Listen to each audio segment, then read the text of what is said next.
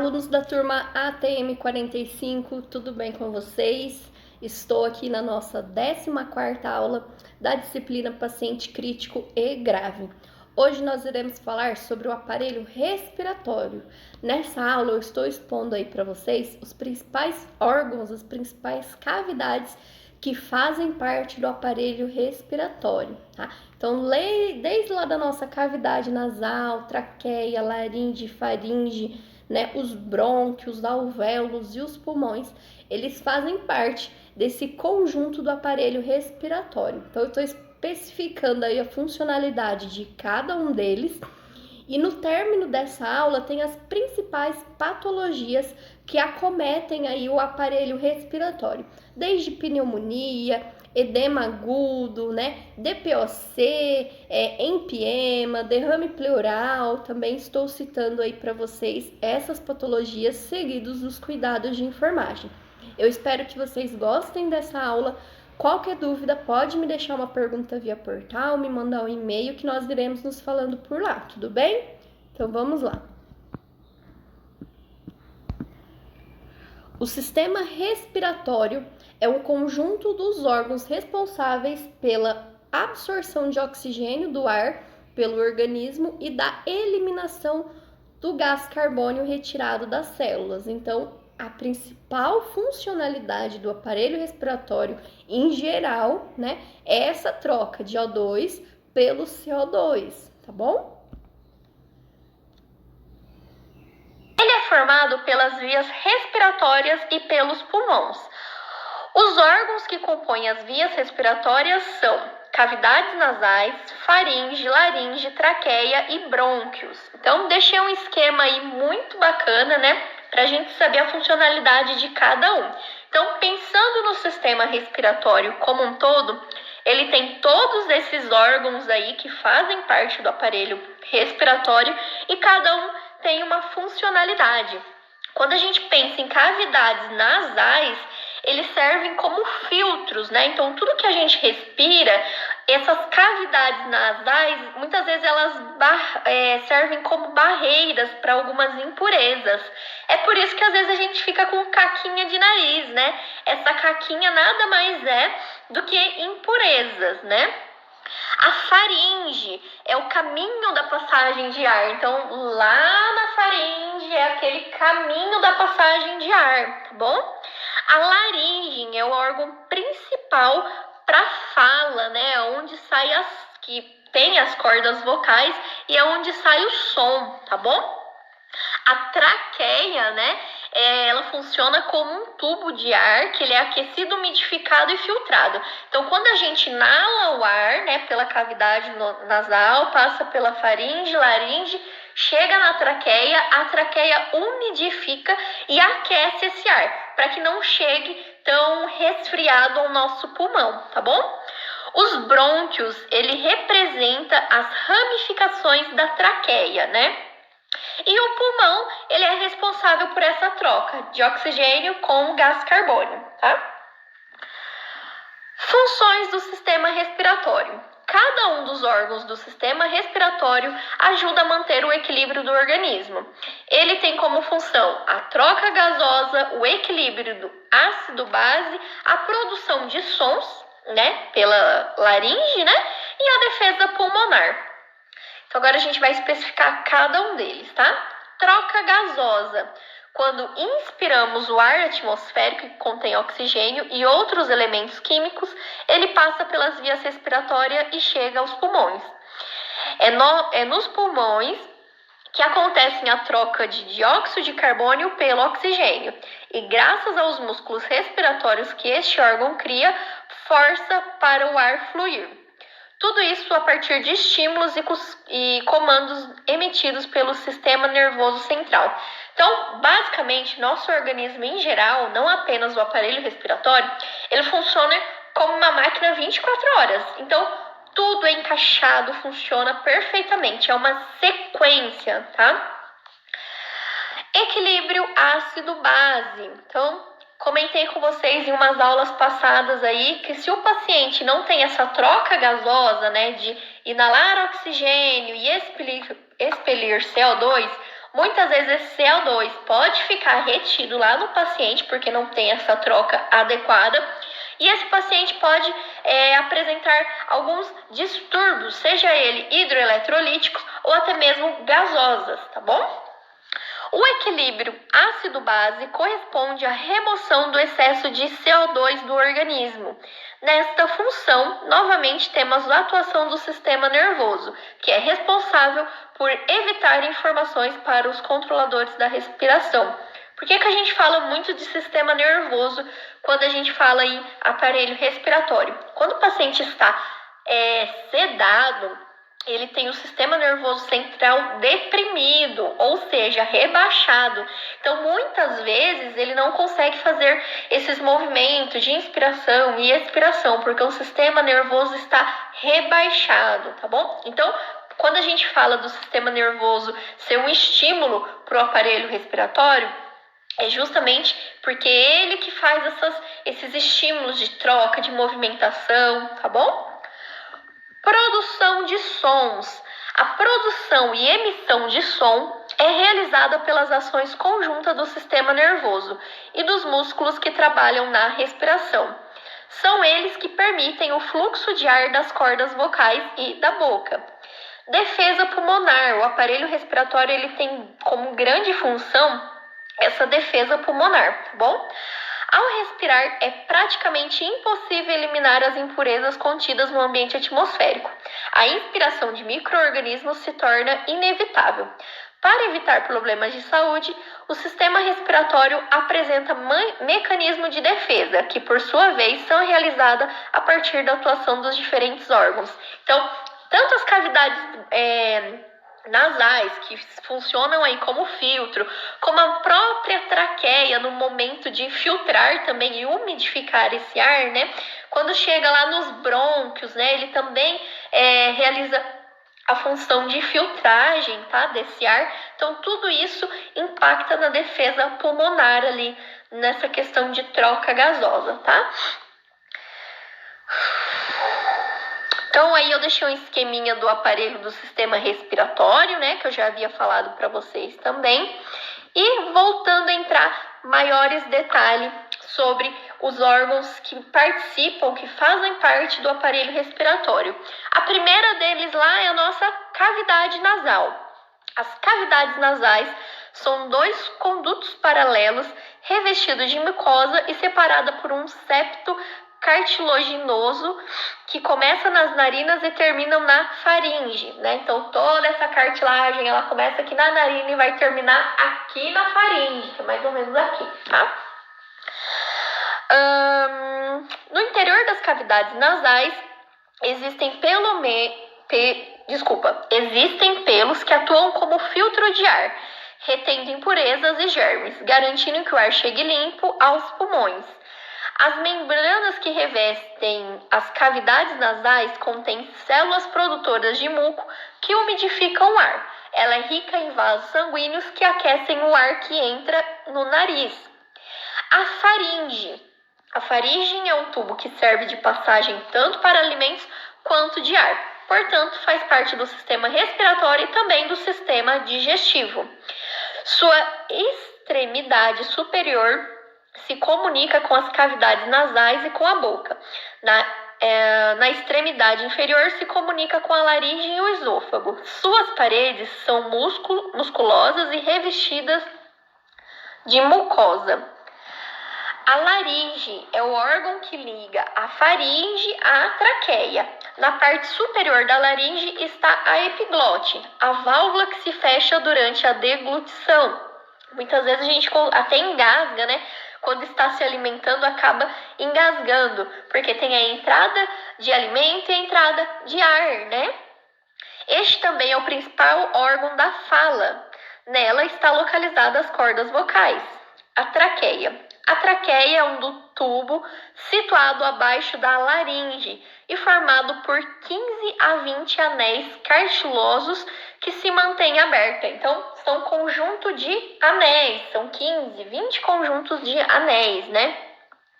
Nela é aquecido o ar, umidificado e filtrado. Os brônquios, né? Então, passou pela traqueia, esse ar vai para os brônquios, né? Os brônquios, eles são ramificações maiores e existem os bronquíolos, que são ramificações menores, e cada bronquíolo ele tem uns alvéolos, né? Que parecem caixinhas de uva, né? Os brônquios são duas ramificações da traqueia, formadas também por anéis cartilaginosos. Cada brônquio penetra em um dos pulmões e divide-se em diversos ramos menores, que se distribuem por todo o órgão, formando os bronquíolos. Os brônquios se ramificam e subdividem-se várias vezes, formando a árvore brônquica. Então, deixei aí uma imagem clássica, né? A traqueia, e aí ela subdivide em brônquio, do pulmão direito, o pulmão esquerdo, e tem suas ramificações, que são os bronquíolos. Cada ramificação tem os alvéolos, que parecem uns cachinhos de uva, né? É claro que se esse alvéolo ele apresentar alguma anormalidade, muitas vezes, a gente vai falar sobre isso nessa aula, pode acontecer edema pulmonar. O que significa esse edema pulmonar? Acaba acumulando água, não tem essa troca gasosa, então o O2, na hora que ele é inalado, ele acaba se tornando água nesses alvéolos, fica paradinho lá e o paciente pode ter um edema pulmonar. Isso a gente vai falar um pouco mais aí no final dessa aula, tá bom? E os pulmões, né, que fazem parte aí também do nosso aparelho respiratório, é um do grande órgão, né? Quando a gente fala em aparelho respiratório, a primeira coisa que a gente pensa são nos pulmões, tá? O sistema respiratório é composto por 2 pulmões, órgão esponjoso situado na caixa torácica. Eles são responsáveis pela troca de oxigênio em gás carbônio através da respiração. Cada pulmão é envolvido por uma membrana dupla chamada pleura. Internamente, cada pulmão apresenta cerca de 200 milhões de estruturas muito pequenas, em forma de caixa de uva e que se enche de ar, chamados de alvéolos pulmonares. Cada alvéolo recebe ramificações de um bronquíolo. Nos alvéolos, realiza-se as trocas gasosas entre ambiente, denominada hematose. Tudo isso acontece graças às membranas muito finas que os revestem e abrigam inúmeros vasos sanguíneos bem finos, os capilares. Aí eu deixei aí só a questão de anatomia pulmonar, né? Quando a gente vai falar sobre o brônquio, os alvéolos, né? Tá vendo esses daqui que parecem uns cachinhos de uva, né? Isso a gente chama de alvéolo, é ele que faz essa troca gasosa, tá bom? Doenças patológicas do sistema respiratório. Então, do mesmo jeito que tem as cardiopatias, arritmias que eu citei nas aulas passadas, o aparelho respiratório, ele também, né? O paciente pode evoluir com algum tipo de patologia, doença respiratória, tá bom? Vou colocar aí nessa aula de hoje os principais, mas é claro que existem outros, tá? Os pulmões podem ser atacados por diversas doenças, as quais podem ser infecciosas ou alérgicas. Dentre elas se destacam o edema agudo de pulmão, a DPOC, que é o enfisema pulmonar também, pneumonias comunitárias, insuficiência respiratória aguda e crônica e NPM e derrame pleural. Agora a gente vai falar sobre cada uma dessas patologias, tá bom? Edema agudo de pulmão. O edema agudo pulmonar é o acúmulo de fluido nos pulmões, diminuindo a eficiência das trocas gasosas. Então, aí como eu deixei no desenho, ó, parece que os alvéolos eles ficam carregados de água. Então, não tem mais essa troca de gasosa de oxigênio com gás carbônio, tá? Podendo resultar, assim, em uma insuficiência respiratória. É uma das emergências médicas mais frequentes e pode ser fatal em poucas horas. É uma consequência comum de problemas cardíacos, vasculares ou por distúrbios de pressão pulmonar. As causas desse edema. O edema agudo de pulmão surge de forma abrupta, frequentemente como complicação de uma insuficiência cardíaca congestiva, taquicardia ou taquiarritmia, infarto agudo do miocárdio extenso, com comprometimento grave da função ventricular esquerda ou estágios terminais de neoplasias. Também pode ser causado por obstrução das vias respiratórias, gerando aumento de pressão pulmonar para mais de 25 milímetros de mercúrio. O normal é 15. E drenagem de plasma sanguíneo dos capilares pulmonares. Além disso, pode ter causas neurológicas que prejudiquem a regulação da respiração pelo centro pneumotáxico, como uma convulsão ou neurotoxina. O edema pulmonar cardiogênico ocorre pela incapacidade do coração em receber todo o volume de sangue que o pulmão normalmente drena pelas veias pulmonares para manter suas atividades de troca de gás carbônico por oxigênio. Dessa forma, pode ser consequência de infarto agudo do miocárdio ou outras cardiomiopatias, problema das válvulas cardíacas, como estenose mitral ou estenose aórtica, arritmias ou hipertensão. O edema pulmonar também pode ser causado por inalar muita fumaça, não tem essa troca gasosa, então pode acontecer esse edema pulmonar por conta da inalação de fumaça, drogas ilegais como cocaína e heroína, alguns quimioterápicos, alta altitude, pneumonia, síndrome da angústia respiratória do adulto, afogamento, insuficiência renal, estreitamento das artérias que levam sangue para os rins e ferimento grave, né? Sinais e sintomas de edema agudo de pulmão. Os principais sintomas de edema pulmonar, obviamente, é a dificuldade de respiração, causando incapacidade do paciente de permanecer deitado, mas também pode incluir tosse com sangue, suor excessivo, muita ansiedade, vertigem, tontura, palidez, inchaço nas pernas, dedos e lábios azulados, que são as cianoses de extremidade, né? Porque falta a circulação de O2 no organismo, pressão arterial elevada. O tratamento, ele tem 3 objetivos. Em primeiro lugar, melhorar a função respiratória, que é a mais urgente, né? O paciente precisa fazer essa troca gasosa, então ele precisa receber O2 adequado para fazer a eliminação adequada de CO2. Em segundo lugar, tratar a causa subjacente, que no caso de pneumococos pode ser feita por antibiótico. Então, se o paciente está com uma pneumonia e essa pneumonia acarretou no edema agudo de pulmão, né, acarretou esse aparelho respiratório, é claro que os médicos normalmente optam pela inserção aí de antibióticos, tá? Em terceiro lugar, evitar maiores danos ao pulmão. Casos não tratados nas primeiras horas, o edema pulmonar, especialmente no quadro agudo, pode levar à insuficiência respiratória e cardíaca, frequentemente fatal.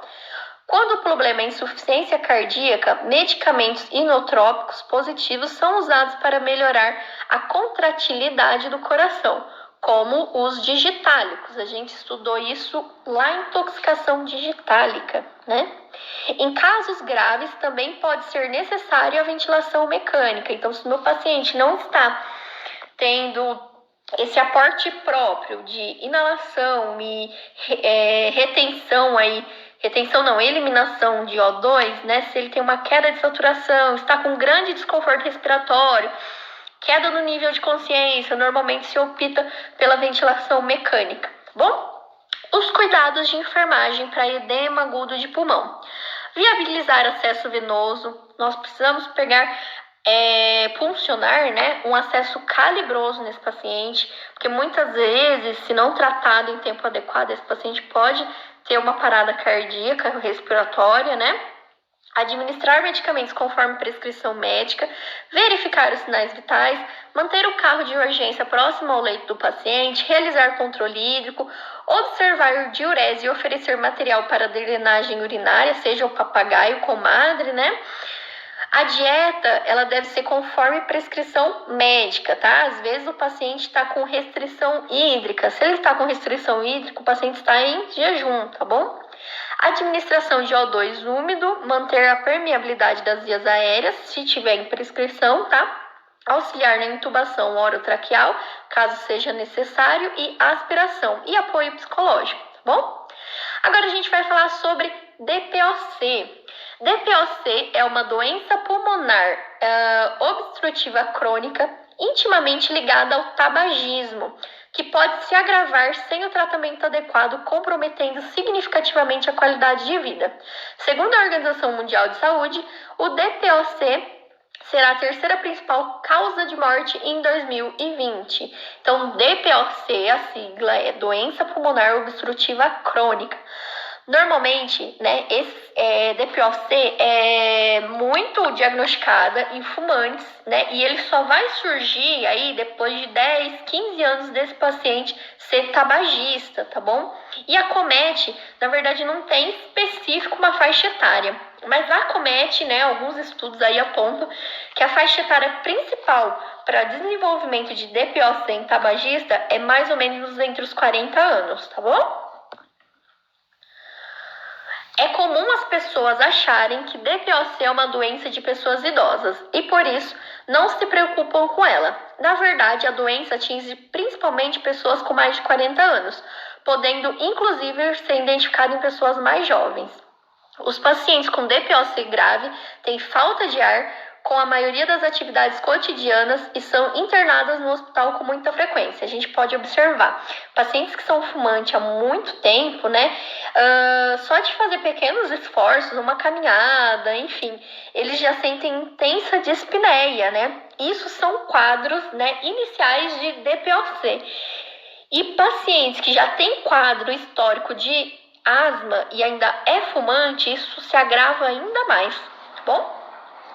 Entre as possíveis complicações da doença estão desenvolvimento de arritmias, necessidade de máquina de respiração, que é o ventilador mecânico, e oxigenoterapia. Insuficiência cardíaca no lado direito ou insuficiência cardíaca no lado direito ou cor pulmonar, que é o inchaço do coração, ou insuficiência cardíaca devido à doença pulmonar. Pneumonia, pneumotórax, perda de peso ou desnutrição grave. Quando a gente fala de pneumotórax, quer dizer que no tórax existe aí um acúmulo de ar muito intenso, né? Que esse ar não foi retido nessa troca gasosa, tá bom? A DPOC refere-se a um grupo de doenças pulmonares que bloqueiam o fluxo de ar, tornando a respiração difícil. É uma doença lenta que frequentemente se inicia com discreta falta de ar associada a esforços físicos, como subir escadas, andar depressa ou praticar atividade esportiva. No entanto, com o passar do tempo, a falta de ar, que é a dispneia, né, se torna mais intensa e surge depois de esforços cada vez menores. Nas fases mais avançadas, a falta de ar está presente mesmo com o doente em repouso e agrava-se muito diante das atividades mais corriqueiras. Existem duas formas principais de doenças pulmonares obstrutiva crônica. A maioria das pessoas com DPOC tem uma combinação dessas duas condições, que é a bronquite crônica, né, que envolve a tosse prolongada, mucose, e o enfisema, né, que envolve a destruição dos pulmões ao longo do tempo. As causas. Seus pulmões contam com a elasticidade normal dos brônquios e sacos aéreos para forçar o ar sair fora do corpo. Para isso, seu peito infla na inspiração e desincha na expiração. Então, lembra dos alvéolos lá, que faz essa troca gasosa, e com o sistema nervoso central, ele faz a impulsão dessa troca, né? Então, a inalação do O2 e a impulsão para eliminação desse O2, tá? A DPOC faz com que eles percam essa elasticidade. Então, aquele movimento dos alvéolos para essa troca gasosa, ela acaba se perdendo, tá? Então, por isso que o paciente sente intensa falta de ar, tá bom? O que deixa um pouco de ar preso em seus pulmões quando você expira. O enfisema, que é parte do quadro do DPOC, provoca a destruição das partes frágeis e fibra elástica dos alvéolos. Isso ocasiona um pequeno colapso das vias aéreas, quando você expira, prejudicando o fluxo de ar para fora de seus pulmões. Já a bronquite crônica deixa os brônquios inflamados e por isso eles passam a produzir mais muco, por isso que tem tosse, né? Quando a gente tem quadro de bronquite, pneumonia, né? Às vezes tem muco, tosse, porque fica tudo parado lá nas questões dos brônquios, tá? Isso pode bloquear as ramificações mais estreitas, causando a dificuldade na respiração. Além disso, seu organismo desenvolve a tosse crônica, na tentativa de limpar suas vias respiratórias. Fatores de risco. Então, o que é que pode levar ao DPOC, né? O principal, como eu falei, é a questão do tabagismo, né? O tabagismo é o principal fator de risco para DPOC, causa cerca de 85% dos casos da doença. Isso porque a fumaça inalada leva à inflamação pulmonar, causando a obstrução dos brônquios e a destruição dos alvéolos, que causam enfisema, responsável pela troca gasosa. Pessoa com asma ou outras doenças respiratórias tem mais chance de desenvolver o DPOC caso seja fumante. Exposição a gases. Pessoas que nunca fumaram, mas estiveram expostas a substâncias tóxicas, poluição, gases ou fumaça também podem desenvolver a doença, devido à resposta inflamatória dos pulmões à longa exposição desses poluentes. A gente costuma dizer que fumante não é só quem fuma, né? Mas as pessoas próximas, né? Que estão aí em contato com esse paciente, normalmente elas também estão inalando toda essa fumaça, tá? Deficiência de alfa-1 antitripsina. Cerca de 1% das pessoas com DPOC, a doença resulta de uma perturbação genética que causa os baixos níveis de uma proteína chamada alfa-1 antitripsina. Ela é produzida no fígado e secretada na circulação sanguínea para ajudar a proteger os pulmões. A deficiência de alfa-1 antitripsina pode causar danos no fígado, bem como nos pulmões. Para aqueles com DPOC relacionada com a deficiência de alfa-1 antitripsina, as opções de tratamento são as mesmas para que as pessoas com tipos mais comuns de DPOC. Idade também, né, é um fator de risco para DPOC. A DPOC se desenvolve lentamente ao longo dos anos. Por isso, a maioria das pessoas tem entre 35 e 40 anos quando os sintomas começam. Durante as fases iniciais, o comprometimento da função pulmonar pode ser assintomático, dificultando seu diagnóstico. Os principais sintomas são tosse e catarro, mas as pessoas não procuram um médico nessa situação, pois acham que são consequências somente do cigarro, né? Lembra que eu falei para vocês? Às vezes a pessoa fuma 10, 15 anos, desenvolve uma DPOC, né? Mas devido à inalação de fumaça, muitos fumantes acabam tendo esse sintoma de tosse e não associam isso com o quadro de DPOC. Quando surge a falta de ar ou cansaço, a doença pode estar em fase mais avançada. Sintomas do DPOC. O DPOC demora cerca de 20 anos para se instalar por completo no organismo. Exatamente por isso, quando os sintomas aparecem, as pessoas acreditam ser apenas sinais de envelhecimento. É importante que fumantes e ex-fumantes fiquem atentos a qualquer sinal de falta de ar, procurem um especialista logo que apresentarem os sintomas. Outros sintomas da DPOC incluem falta de ar, especialmente durante atividade física, chiado no peito, aperto no peito, ter que limpar a garganta logo no início da manhã devido ao excesso de muco nos pulmões, tosse crônica que produz expectoração. O muco pode ser claro, branco, amarelado ou esverdeado. Se for esverdeado, o paciente precisa estar um pouquinho atento, né? Porque quando está esverdeado é sinal de infecção. Lábios ou camadas de unhas azuladas, cianose, né? Justamente por conta dessa circulação de O2.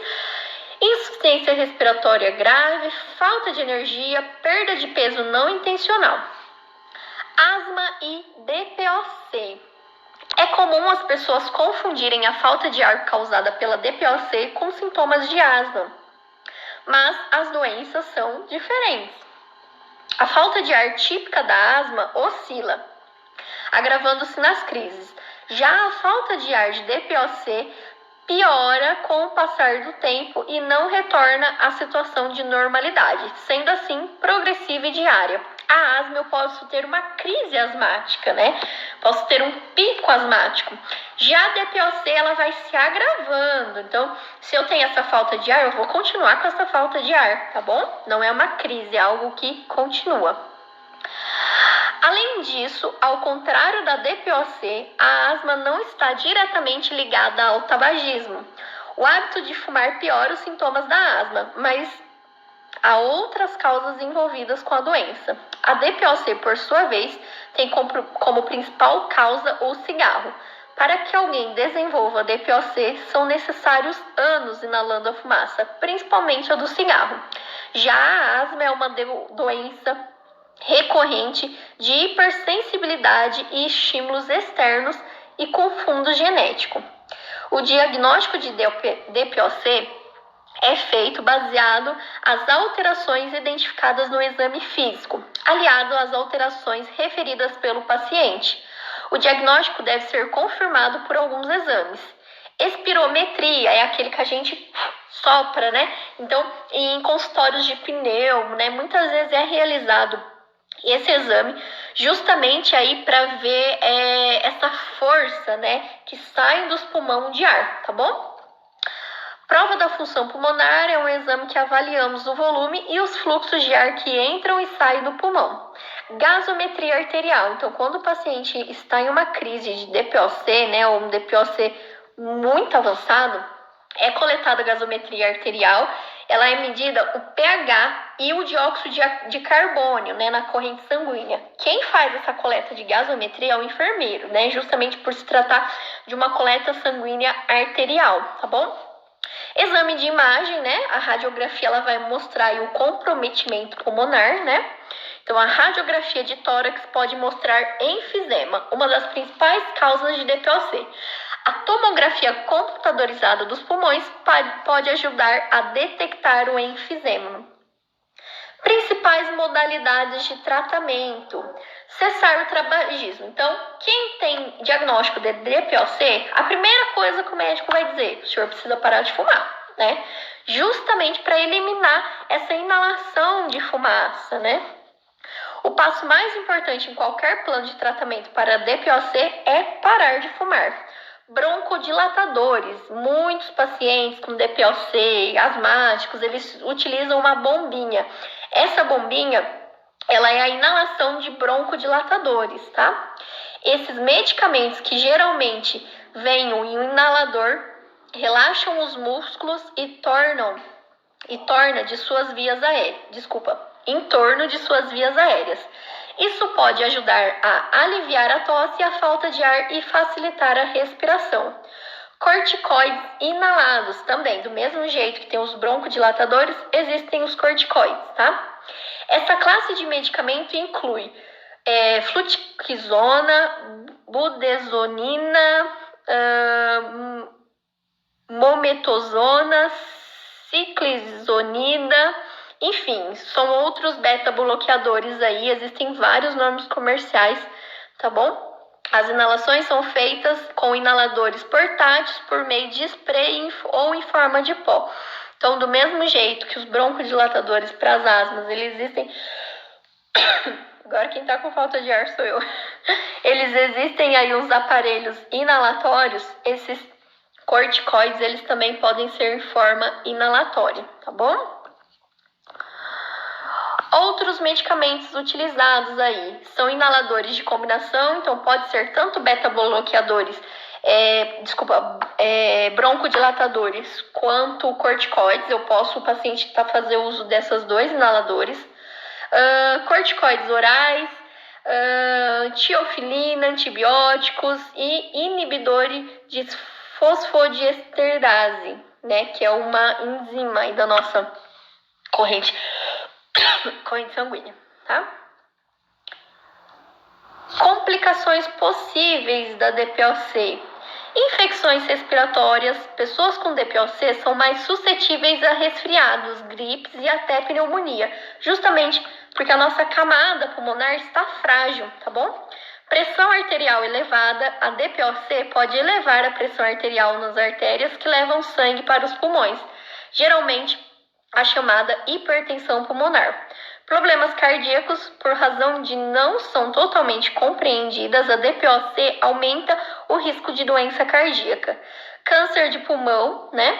E depressão. A dificuldade em respirar pode impedir o paciente de fazer atividades que goste e lidar com a doença grave pode contribuir para o desenvolvimento de depressão no paciente, tá? Porque ele deixa de fazer as suas rotinas, o contato social, esse paciente se isola, enfim, tem todos esses fatores aí, né, que podem levar a uma depressão. E os cuidados de enfermagem para pacientes aí com DPOC. Quando se trata de atenção básica, nós temos que ter uma educação contínua com esse paciente. Então, informar quanto à eliminação, né, do tabagismo, atividade física no ritmo em que esse paciente consiga praticar, né, enfim. Exercícios respiratórios, atividade de autocuidado, condicionamento físico, terapia com oxigênio. Então, se esse paciente faz uso de O2 em casa, ou está dentro de uma instituição hospitalar, eu tenho que orientar ele o motivo da inalação dessa terapia de O2, né? Enfim, orientar o paciente quanto ao uso de oxigênio quando for necessário, tá?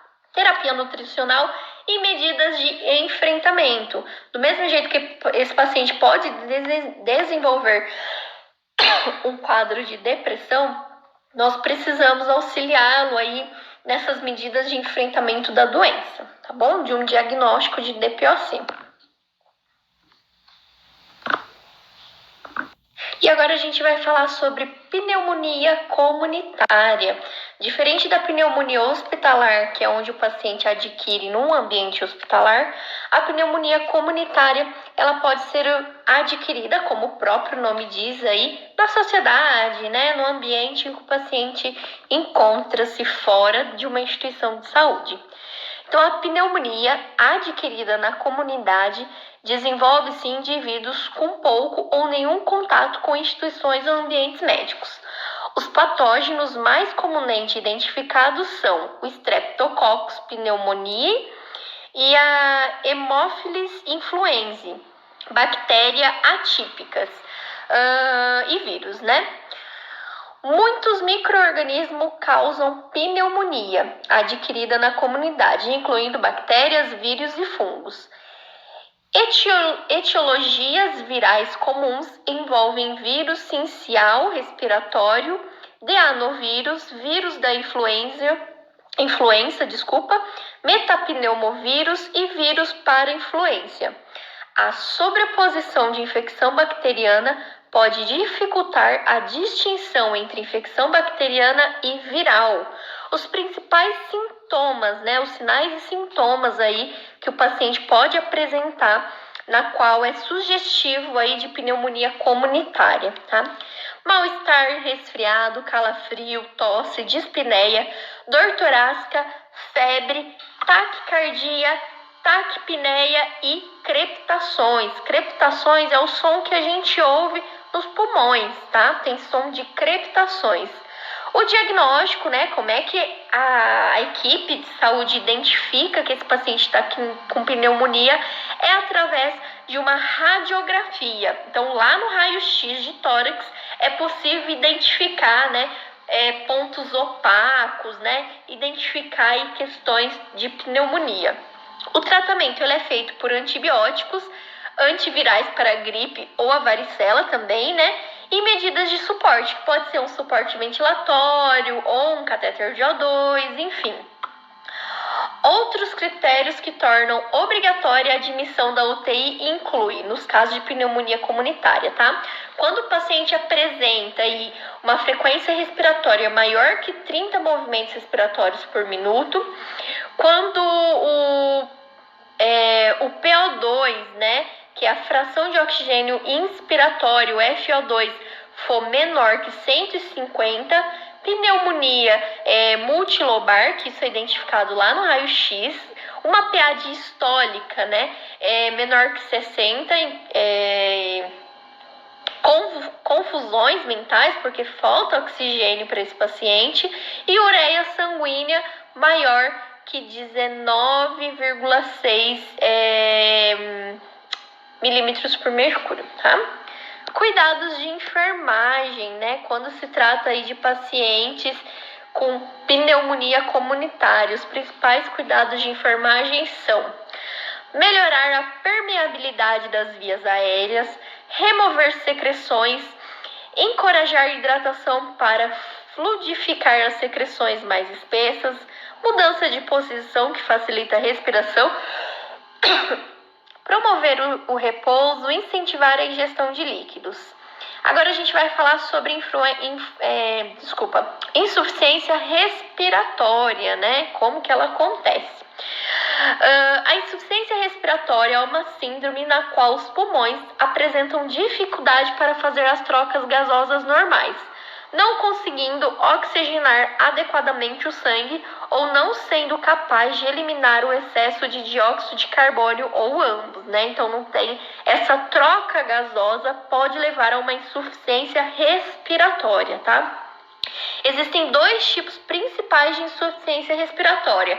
A aguda, né, que acontece em algum momento, por algum motivo, ou a crônica. Esse paciente tem insuficiência respiratória crônica, é constante essa insuficiência respiratória, tá? Então, diferenciando uma da outra aí, ó. Insuficiência respiratória aguda surge repentinamente devido à obstrução das vias respiratórias, acidente de trânsito, abuso de drogas ou AVC. Insuficiência respiratória crônica surge ao longo do tempo devido a outras doenças crônicas, como DPOC, impedindo a realização de atividades diárias, como subir escadas sem sentir falta de ar. A insuficiência respiratória tem cura quando o tratamento é iniciado imediatamente no hospital. Além dos pacientes crônicos, a insuficiência respiratória pode ser evitada com tratamento de doença de base. Então, existem várias medicações aí para controlar a insuficiência respiratória, tá? Os principais sintomas da insuficiência respiratória incluem sensação de falta de ar, pele, lábios e unhas de coloração azulada, porque falta oxigenação, respiração rápida, confusão mental, cansaço excessivo e sonolência, batimentos cardíacos irregulares, e esses sintomas podem ir surgindo lentamente, no caso da insuficiência respiratória crônica, ou aparecer de forma intensa e de um momento para o outro, caso se trate de uma situação aguda. Em qualquer dos casos, sempre que identificar alterações a nível respiratório, é muito importante ir no pronto-socorro ou consultar com o pneumologista para confirmar o diagnóstico e iniciar o tratamento mais adequado. O diagnóstico para insuficiência respiratória é o seguinte: na maior parte dos casos, esse diagnóstico pode ser feito apenas com a avaliação dos sintomas e do histórico clínico da pessoa, mas também pode ser usado exames de sangue para avaliar a quantidade de oxigênio e dióxido de carbono. Então, a gasometria é um dos exames que se pode utilizar para ver a taxa de O2 e de CO2 na corrente sanguínea desse paciente, tá? Quando não existe uma causa aparente para o surgimento da insuficiência, o médico pode ainda pedir um raio-x de tórax para identificar se existe algum problema pulmonar que possa estar causando a alteração. As principais causas: distrofia muscular ou outras alterações que afetem os nervos dos músculos respiratórios, uso de drogas, doenças pulmonares como DPOC, pneumonia ou embolia, inalação de fumaça ou outros agentes irritantes e, além disso, alguns problemas cardíacos, como insuficiência cardíaca, que também pode ter como sequela a insuficiência respiratória. O tratamento para insuficiência respiratória envolve aí broncodilatadores diretamente, na veia, como carbocisteína, o oxigênio por máscara ou por catéter. Os cuidados de enfermagem para paciente com diagnóstico de insuficiência respiratória. Cuidados gerais relacionados às doenças respiratórias, no questão de fornecer O2 conforme prescrição médica, se esse paciente está entubado, observar circuito do respirador, se não tem acúmulo de água, Enfim.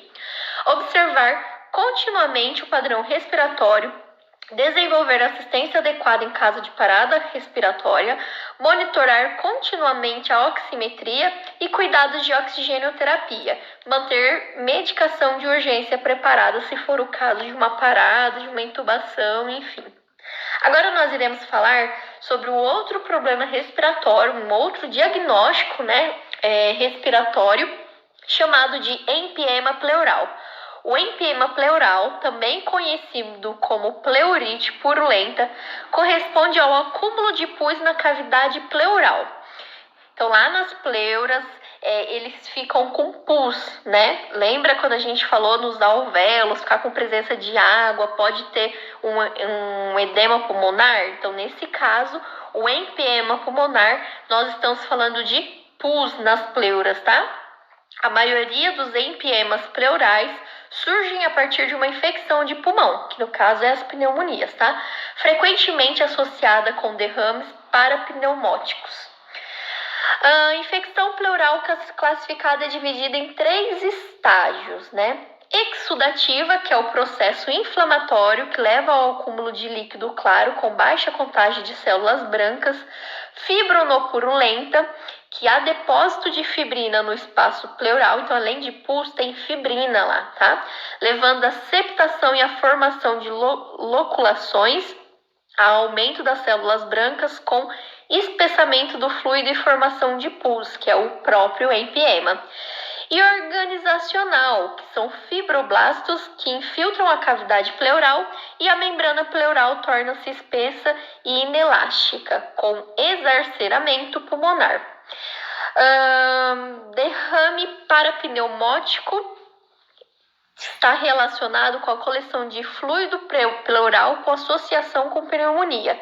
O derrame parapneumótico complicado é quando o pH está menor que 7,2. Lembra que a gente falou do pH sanguíneo, né? 7,35, né?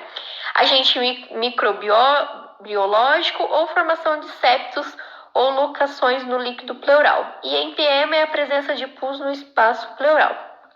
Os sintomas de empiema pleural são tosse, às vezes produtiva, secretiva, né? Dor torácica, sudorese e dispneia. O diagnóstico é por radiologia, né? Um raio-x, exames laboratoriais e toracocentese, né? Que é um procedimento realizado para retirada desse pus, tá? Pode ser também o tratamento por antibióticos injetáveis e, quando indicada toracocentese, deve observar técnica séptica e segura em local apropriado, preferencialmente em bloco cirúrgico. Quem realiza o procedimento de toracocentese, que basicamente é um dreno, né, para drenar aquela secreção da pleura, é o médico, tá bom? Em casos graves, parte do pulmão precisa ser ressecada. O derrame pleural é o acúmulo anormal de líquido no espaço pleural, o espaço entre as 2 camadas da membrana fínica que reveste os pulmões. Os cuidados de enfermagem basicamente é controlar a dor corretamente, de acordo com as prescrições médicas, claro, monitorar o dreno de tórax se esse paciente passou aí por uma toracocentese, verificar a quantidade de líquido que drenou e a sua coloração, isso tem que ser registrado no prontuário do paciente, tá? Registrar os valores obtidos no dreno de tórax e deixar o paciente em repouso na cama ajustada a 45 graus. É claro que existem outros cuidados de enfermagem, né? Monitorização contínua, sinais vitais, verificação principalmente de frequência respiratória e saturação, né? Enfim, eu espero que vocês tenham gostado dessa aula, né? Um pouquinho extensa, mas eu acho que veio aí para agregar os conhecimentos, né? Qualquer dúvida, vocês podem estar me deixando uma pergunta aí via portal. Muito obrigada pela participação aí nessas aulas, tá? Lembrando que dia 22 agora será a nossa prova via portal do aluno e a entrega do trabalho, tá bom? Eu vejo vocês o mês que vem. Muito obrigada pela participação. Beijo para vocês.